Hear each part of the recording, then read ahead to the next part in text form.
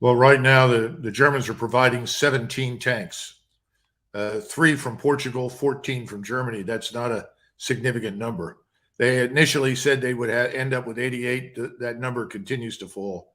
I think for the Ukrainians, the mud would be a welcome respite. Okay. Secretary Austin recently reinforced the Joe Biden mantra, "We'll be with you as long as it takes, and we'll get you as much ammo as you need." He's a little long-winded, but here he is. Ukraine has been at this for a year, and so they have used a lot of artillery ammunition. We're going to do everything we can, working with our international partners, to ensure that we give them as much ammunition as quickly as possible. As much ammunition as quickly as possible. I suppose that's so generic it could mean almost anything. But is there still enthusiasm, Colonel, as you perceive it from your sources, amongst the neocons on Capitol Hill to provide as much ammunition as possible? Or do they see the handwriting on the wall that you've been warning about for a year? I think they see the handwriting on the wall.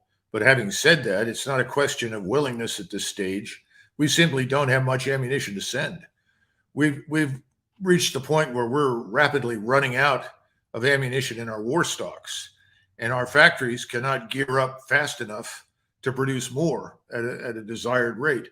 We don't have a surge capacity that we had 50 years ago. It doesn't exist for missiles, rockets, anything. So I think they're going to get something more than they've gotten, but not much. And it's not going to make much difference. On the other hand, as we've talked about before, the Russians, and I just had a conversation with someone who was in Moscow a couple of days ago, who tells me that the Russian General Staff is preparing for a 30-month war against NATO and the United States. All of their munitions factories, equipment factories are running 24 hours a day, 7 days a week. So they are well stocked and they are prepared for the worst. Well, guess who agrees with you on the depletion of our supplies? The Secretary General of NATO, General Stoltenberg. Here he is now. The war in Ukraine is consuming an enormous amount of ammunition and depleting Allied stockpiles.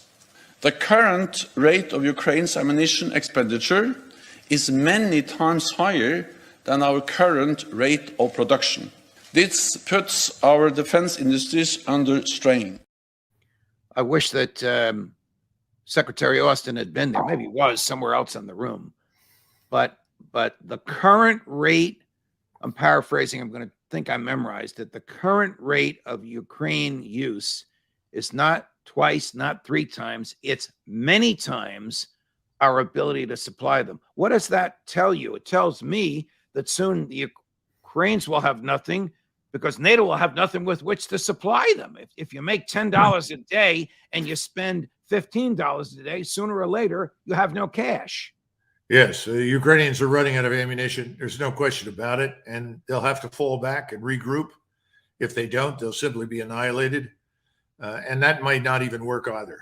We'll talk about that later. But the bottom line is, yes, the situation is dire. And the more desperate things become, the more ridiculous, in some cases, the claims are made by the Ukrainians and the West. Do you have an opinion as to why General Stoltenberg would have said that, and if he would have said that without running it past his masters in Washington first? No, I'm sure that they asked him to say it. Everybody knows it. It's an open secret. We're in the same boat as our European allies, but I don't think anybody in Washington wanted to make that admission. So they simply said, Secretary Stoltenberg, please, emphasize this point. Again, it's a statement of desperation. Please, please, please send whatever you have. We're running out. That's not a good thing. General Milley, who was standing right next to Secretary Austin when he made the comments that we just ran a few minutes ago, you better be sitting down, Colonel, says Russia has lost. Take a listen.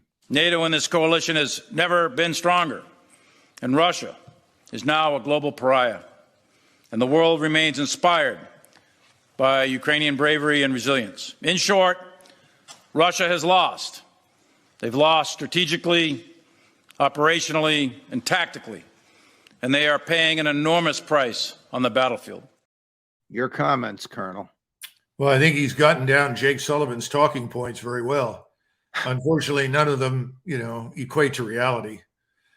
Russia is hardly a pariah. If it were a pariah, its economy would be in ruins, and its economy is going gangbusters because everybody in the world is ready to do business with Russia except us and some of our European allies. And even there are lots of cracks in that system.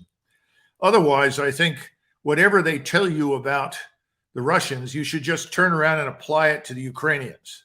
They talk about no morale, no leadership, poorly trained, all this sort of business. Doesn't apply to the Russians right now. It applies to Ukrainians. It's very sad. It's a tragedy. And as you say, we've all seen this coming, but no one is willing to stand up, admit to it, and ask for talks with the Russians, sadly. Do you see some sort of a shift going on here? I mean, these comments by General Milley were so forceful. They were literally 180 degrees from what he said 6 months ago before they slapped him on the wrist. I mean, what does he gain by saying this? I can't imagine that any serious professionals like you, or even the people, the other generals and colonels that work for him, would take seriously what he just said. And yet he said it before an international audience, and it was broadcast all over the world. That clip we just gave you was broadcast all over the world yesterday. Well, let's be frank, Judge. This entire administration has lost a great deal of credibility in a whole range of areas over the last several months. Anything they say has to be viewed with great skepticism. General Milley has made it very clear that he is aligned with the left. He is part of this administration. He's going to say whatever they want him to say. End of discussion. Your concern about professional integrity and so forth doesn't really occur to him. He sees a different future. Remember that when these people retire, there are lots of wealthy left-wing oligarchs that will provide income for them and take care of them. The objective here is to meet that test. Please reward me for what I'm saying when I retire. That's all. But you know him. Does he mean what he says, or is this an act intended to audition for the type of post-military retirement job he'd love to have, the one like his boss, Secretary Austin, had at Raytheon? Well, I'd say it's the second, not the first. He's very definitely interested in the income. I don't know him personally. I have only met with him once, and I only know him by reputation, which was never very good in the Army. This is not somebody that was known for standing up and taking any tough positions under any circumstances. This was a man who was always willing to get the job done. Yes, sir. 3 bags full, as we say. So he's doing what he's done throughout his military career. I mean, is this the type of person, is this the mentality and the character of human being, much like General Petraeus, that rises to the top in today's military? Yes. I mean, definitely. This is not Joe Biden's fault. This is culture that's been going on in the military for generations. The politicians rise, not necessarily the best generals. Well, if you go back to the 1930s, look at the senior officers in the ranks of the French army, they were all very much like Petraeus and Milley. And of course, they failed miserably.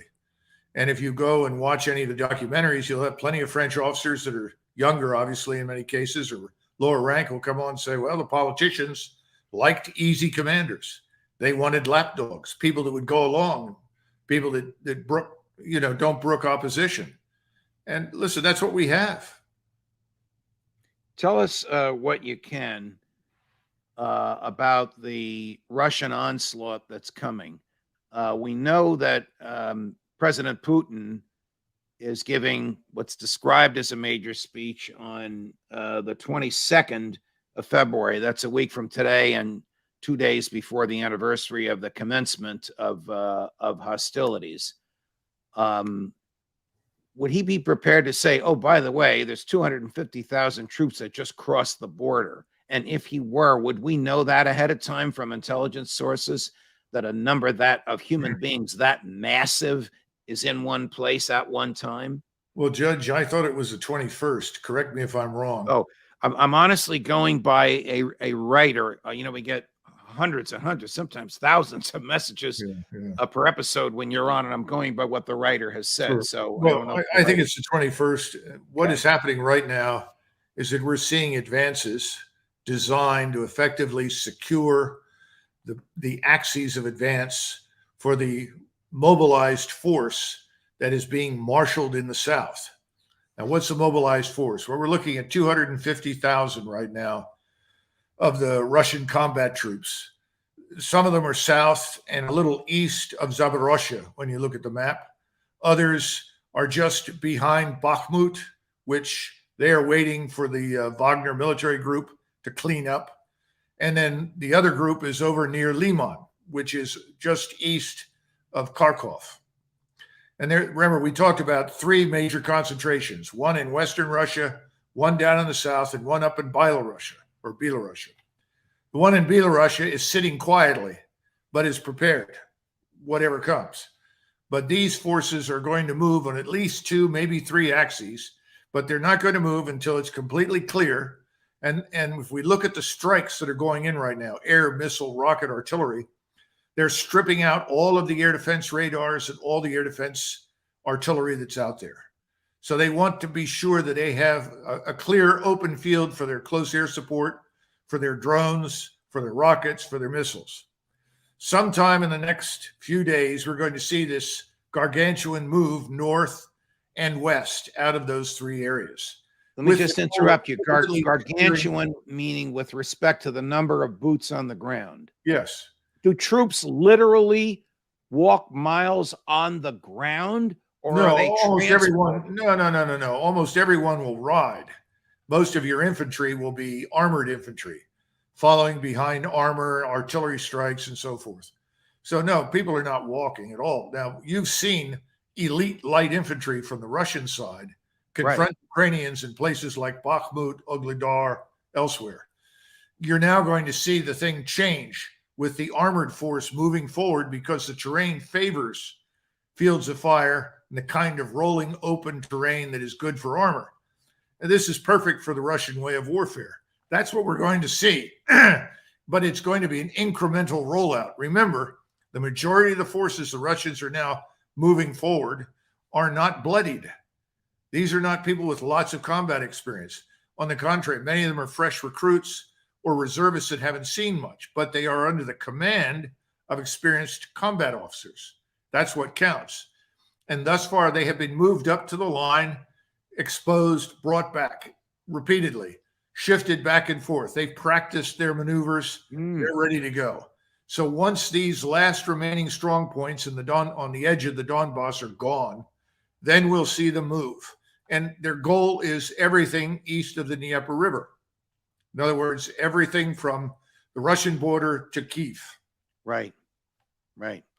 I want to make you laugh a little because we're talking about very serious stuff. So my former colleague, because he did work at Fox for a while, and then ABC, and then CNN, and now News Nation, Chris Cuomo is over in Ukraine, and I did what I thought was an excellent report, interviewing young Ukrainian either recruits or conscripts. Colonel, when I say young, I'm talking about 16 or 17 years old.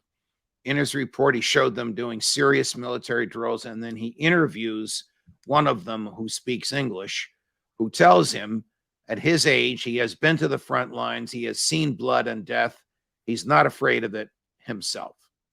Is there some age, I should know this, either internationally or legally in Ukraine, below which human beings cannot be put into battle? Well, there should be, but there won't be, because it depends on how desperate the state is to survive. Right now, the Ukrainian state is desperate to survive. So they're going to reach down very, very low. But there are a couple of things here, Judge, that should be mentioned. Just because some of these kids may be 15, 16, 17, doesn't mean they can't be effective. In fact, there's a lot of history that suggests that they can be very lethal. We talk about our landings in Normandy, and when we faced the 2nd Waffen-SS Panzer Corps, we were complaining about all these veteran soldiers. In reality, more than 85% of the soldiers were under the age of 19. Hmm. And they fought ferociously, and they inflicted 3 casualties for every one that they These took. these are German soldiers or American?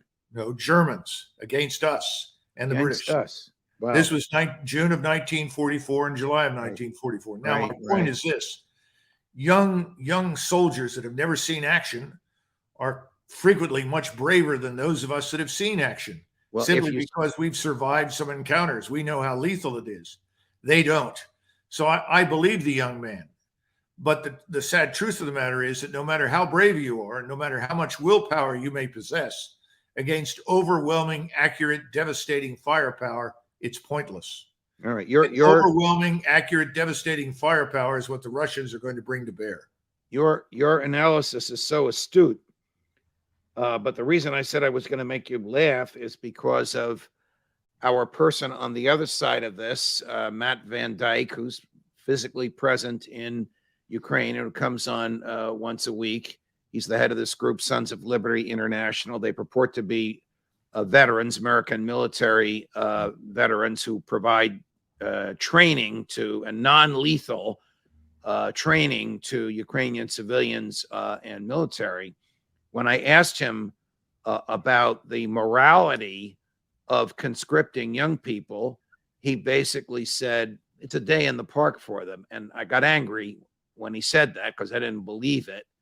But I want you to watch this clip, and then I look forward to your response.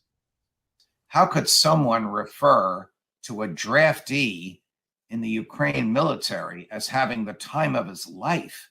That's This just is one death example. and blood and gore. Believe It's not, me, it's not a summer resort.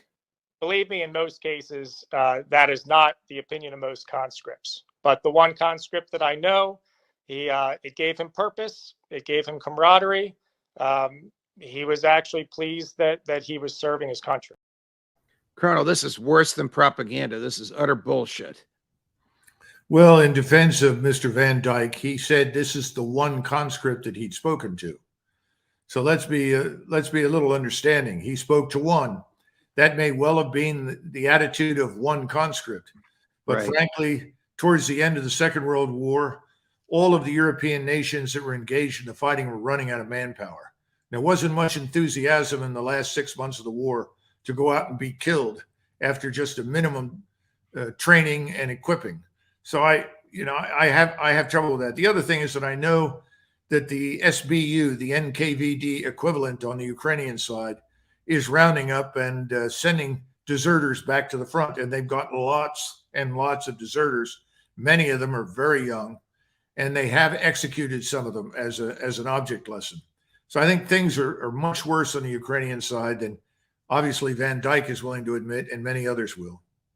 Let's switch gears to the balloon.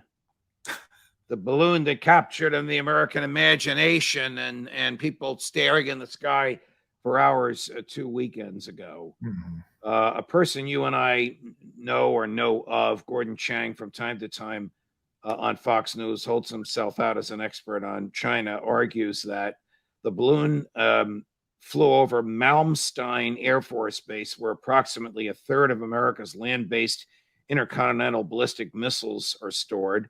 Then it flew near both the Warren and Minot Air Force bases, which house the remainder of America's Minuteman wings. Then it passed close to Whiteman Air Force Base, home to the nuclear-capable B-2 bomber, and then Offutt Air Force Base, headquarters of the Strategic Air Command. Quote, "This path suggests China is gathering intelligence for either a first or second strike on America's nukes," close quote. Should we believe this stuff? The short answer is no. First of all, you don't steer balloons. I'm sorry, but it's very difficult. Once you launch the thing into the atmosphere, the predominant winds have a bad habit of moving it wherever it wants to go. Secondly, I talked to someone at the U.S. Weather Service, and they told me that the path taken by it was roughly equivalent to where the jet stream goes across North America. That it went over those areas is probably not necessarily deliberate. It simply worked out that way.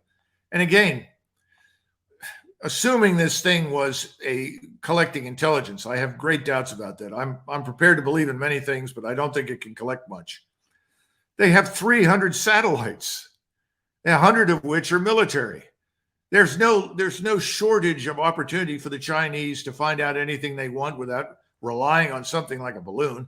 And then we haven't even talked about something mentioned in USA Today, which is about the thousands of Chinese in our university and corporate laboratories, the thousands of Chinese who come here illegally to the southern border. We've had 5 million illegals enter the country since President Biden took over. All of that is infinitely more important. So no, I don't think so. And I think he's discarding the reality that the Chinese were the first to adopt a no first use. And they mean it. And if you look at the structure of their nuclear arsenal, they are not postured to deliver a decisive first strike. They're postured to deliver a certain second strike.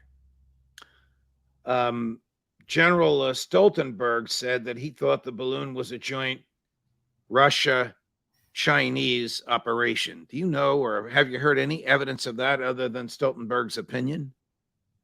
No. I think anything that you hear at this point about these balloons is, you should be skeptical. And that is probably the funniest one I've heard yet. You know, let's spread the blame for the evil balloon around and insist the Russians had a hand in it. Again, the Russians have more satellites than the Chinese. It's just crazy nonsense. Okay. The destruction of the Nord Stream pipeline, when it happened, President Biden, Secretary of State Blinken, Deputy Secretary of State, I'm not certain of her title, Victoria Nuland, we know who she is, we know what she's done in the past, all said the Russians did it. President Putin truthfully said, what are you, crazy? Why would we do that to our own industry? The Americans did it.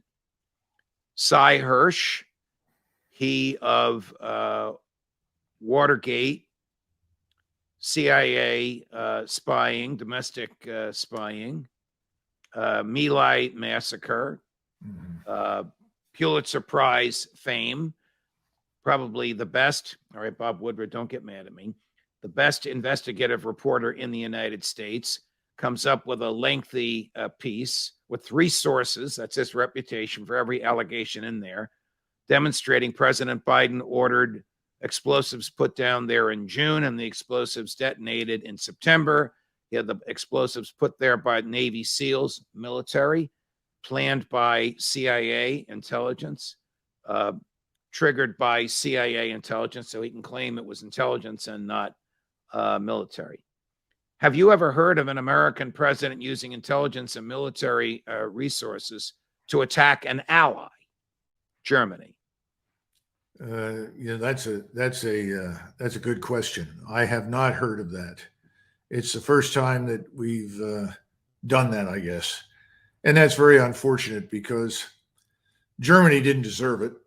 I'm not sure it should have happened one way or the other. It was effectively an act of war, in my judgment, under international law. Yes, Colonel, it might have been a war crime because they attacked a non-military target for a non-military purpose.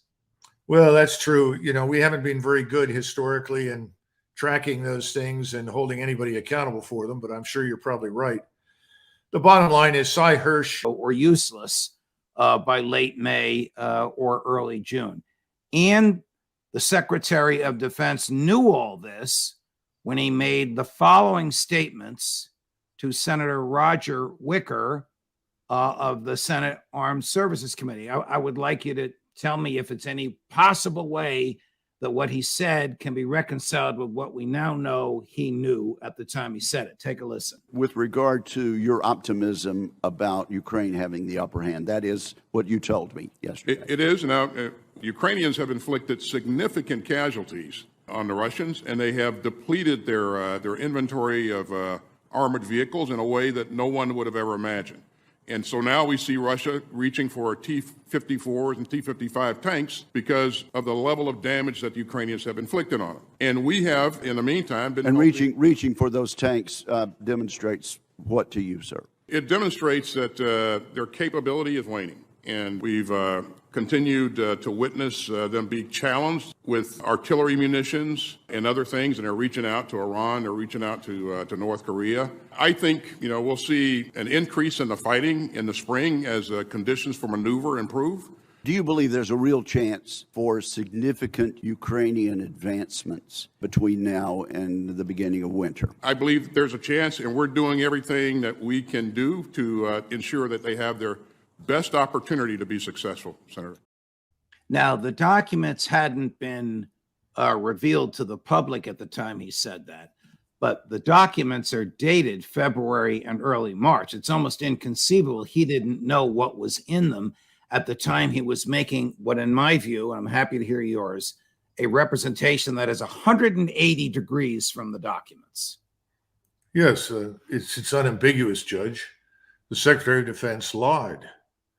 He's not the Lone Ranger. He's got plenty of people working with him and around him who have lied publicly. So is the chairman of the Joint Chiefs. I suspect that if you go trace it through European Command, the Supreme Commander of Europe is probably also signed on for the same lies.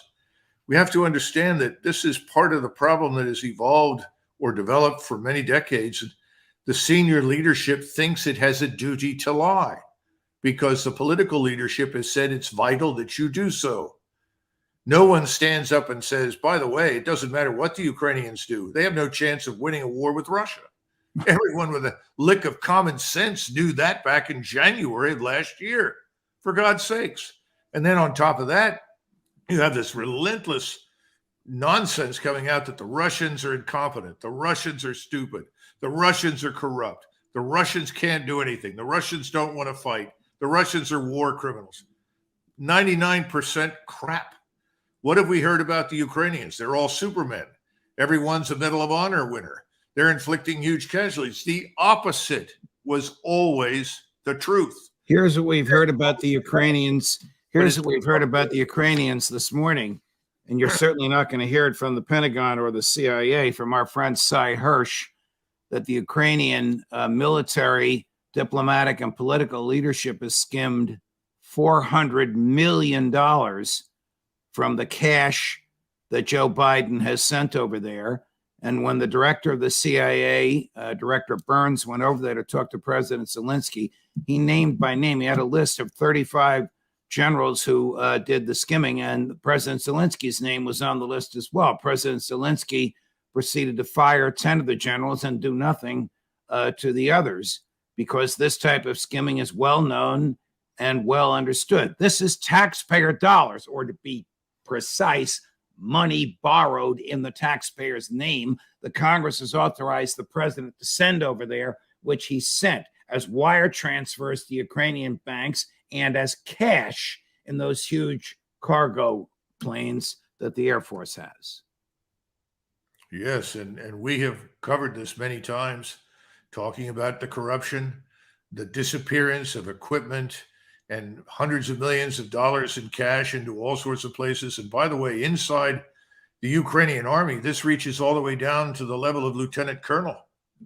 You've got people at every level who are pocketing cash, and the soldiers know it. If you go on Telegram and catch the videos posted by Ukrainian soldiers before they're removed, you can hear them talk about it. Ukrainian soldiers know this. Why are we hearing Ukrainian soldiers say the first thing we've got to do is go back and hang Zelensky and his crew? We want to get there before the Russians do. That's been coming through off and on for months. They know that they've been betrayed. How reasonable is it to suspect that a 25-year-old enlisted Air National Guardsman could possibly have had access to documents of this level of security, could possibly have shared them with a group of teenagers? This could possibly have gone on for months before the government caught it. Or stated differently, could this 21-year-old possibly have acted on his own? Well, let's be frank. This makes the Pentagon look like a substantial component of the larger clown show that constitutes the government in Washington these days. I don't have an immediate answer, except that I can tell you that I have worked with 25-year-olds and 24-year-olds and 23-year-olds in the Army who were very reliable, who would never have done such a thing, who understood the gravity of the situation. So I cannot say, as a matter of generalization, that you shouldn't allow anyone of the age of 25 or 26 or anything else to handle this. That's just unfair. Right. I don't know the background on this man. And again, you have officers that are appointed the task of evaluating individuals. I mean, they put them through an investigation. They ask hard questions and they determine whether or not someone is reliable. So you got to go back and find out who gave this man the access.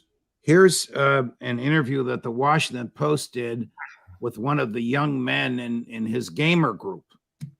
And you tell me if this young man is credible or if the government put this out. Young man is unnamed. He refers to the guy they arrested named Jack Teixeira. We just saw a picture of him in his Air Force uniform. It looks like he's taking a selfie of himself there or looking at his iPhone in a locker room of some sort. But take a listen to what the Washington Post says is their interview of the young man. Is this credible or is this what the government wants us to believe? Watch. I would not call OG a whistleblower in the slightest. I don't think that there was a goal nor some sort of accomplishment that he was looking for in sharing these documents. Of course, there's some anti-government sentiment, but that's not unlike most right-wingers in the modern day and age. OG was not hostile to the U.S. government. However, he had disagreed with several occasions, such as Waco and Ruby Ridge, and thought that the government is overreaching in several aspects. There was no heavy Snowden-like conspiracy here, like some people may believe. People were reading them, and they were not commenting on them. They were just sitting there. He is not a Russian operative. He is not a Ukrainian operative. I'll go as far to say he's not even on the east side of the world. Any claims that he is a Russian operative or pro-Russian is categorically false. He is not interested in helping any foreign agencies with their attack on the U.S. or other countries. He was a young, charismatic man who loved nature, God, who loved shooting guns and racing cars. It would appear as if he sort of grew angry with the fact that only one or two people were paying attention to these documents that he was pouring his heart out into. And as a sign of just anger, he just decided to post the full documents. He was a very smart man. There's no way in any world that he would not know that he knew that these were illegal.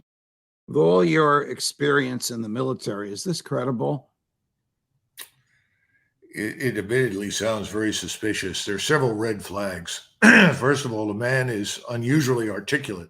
This is not a stupid man. And he comes across as having almost been rehearsed.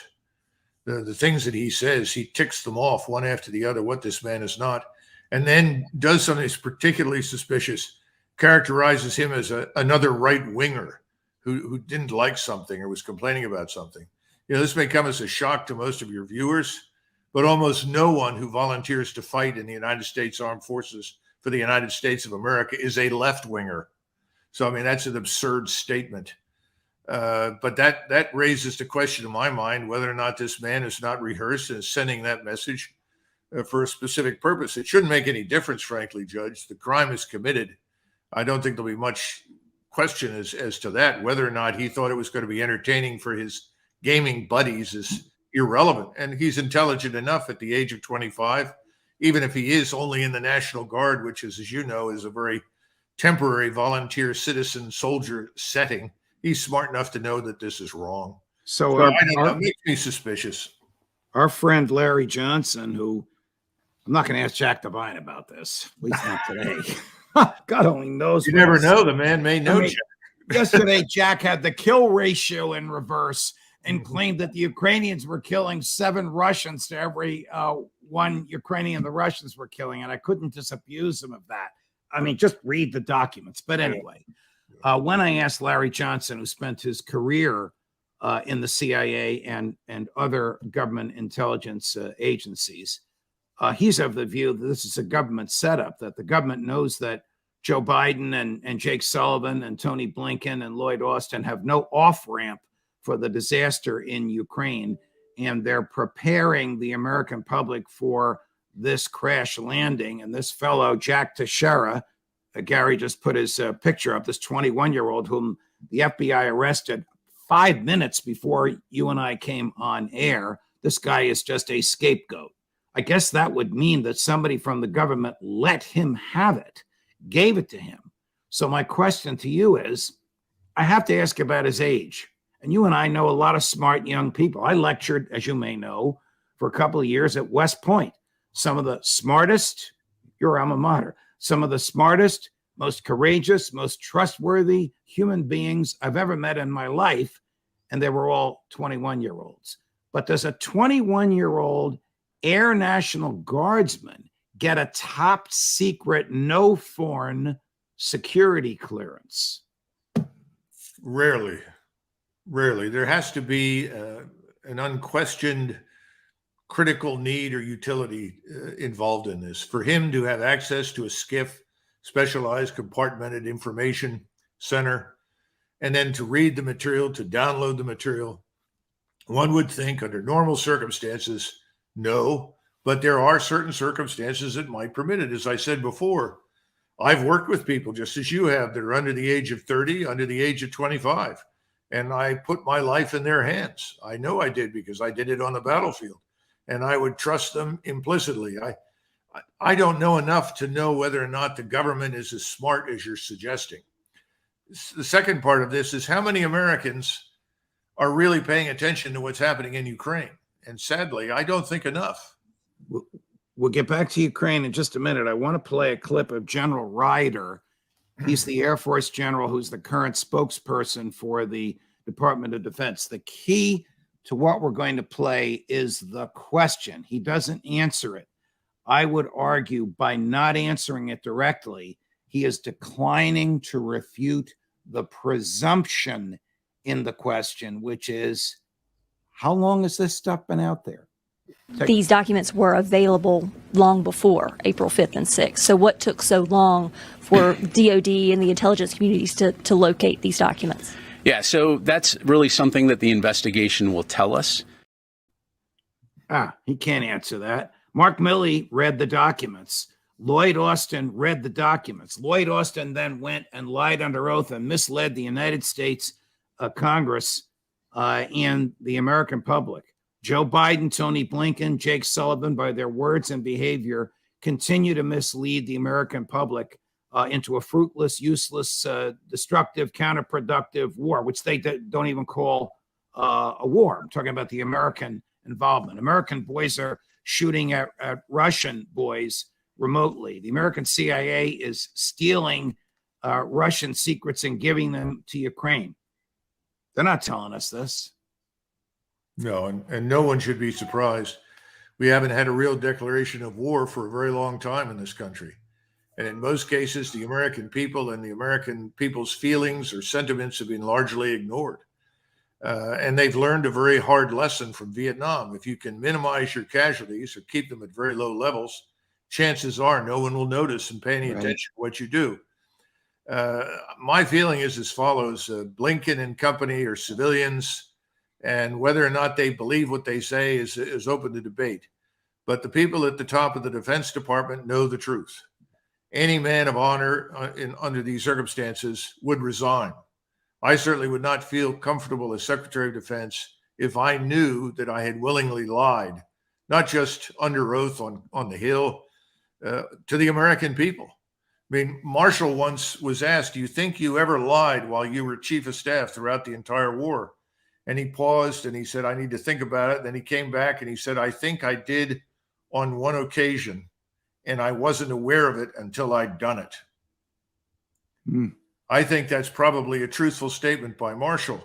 Marshall was very careful about this. And if he could not answer a question because it had implications for our security, and he went through this with Truman when Truman was a senator. Truman wanted to know about the Manhattan Project. And he simply said, Senator, please don't ask me about that. I cannot tell you. It's not because I do not trust you. That has nothing to do with it. This is far more important, and I cannot discuss it. And finally, Truman let him go because he said, I know Marshall is honest. Right. And then, of course, Truman became president on a moment's notice, knew nothing about the Manhattan Project and had to be educated. And of course, used it. This is the development of the atomic bombs by the U.S. Getting back to Ukraine, I want to play a piece for you by President Zelensky. It's in whatever language he speaks. What do they speak? Is Ukrainian a different language from Russian? Oh, yes, of course. And he's supposed to speak it. So let's listen. Okay. And then you'll hear the translation, which I believe is a computer translation. So it's a little stilted. We'll play it for you twice. Tell me if you think Victoria Nuland wrote this statement for him. The world should know respect and order will return to international relations only when the Ukrainian flag returns to Crimea, when there is freedom there, just like everywhere else in Ukraine. The world should know respect and order will return to international relations only when the Ukrainian flag returns to Crimea, when there is freedom there, just like everywhere else in Ukraine. And what are the chances of the Ukrainian flag returning to Crimea, Colonel? About as much as the return of the $400 million that we're missing. And plus the fact, this business of when freedom, justice, and the American way return, give me a break.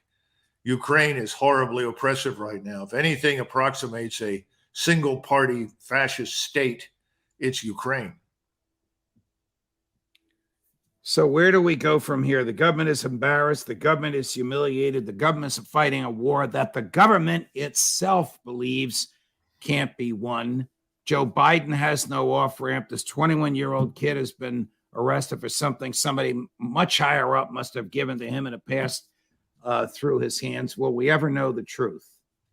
Well, remember that from the very beginning, even though it was never stated categorically, there was never much interest in Ukraine per se.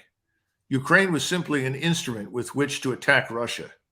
And the goal was, quote unquote, to harm Russia, destroy Russia, change Russia's regime, its government, depose Mr. Putin. In other words, if you look carefully, from your standpoint and mine, this is a humanitarian disaster. This is a crime against the Ukrainian people, not just against us and the people that live in the NATO countries. But I don't think that's important to them. These are ideologues, whether it's Blinken or Nuland or Sullivan or any of the people that are on the NSC staff. Their goal has been accomplished in their minds to some extent. Well, we've harmed Russia. Now, the truth is they haven't. Russia's stronger than it's ever been. Its economy hasn't suffered. It's now built back to where it was 30 years ago. Only its forces better equipped, better manned, better commanded, better led. So it's backfired. It's been a disaster. We've probably destroyed NATO. With each passing day, look at France.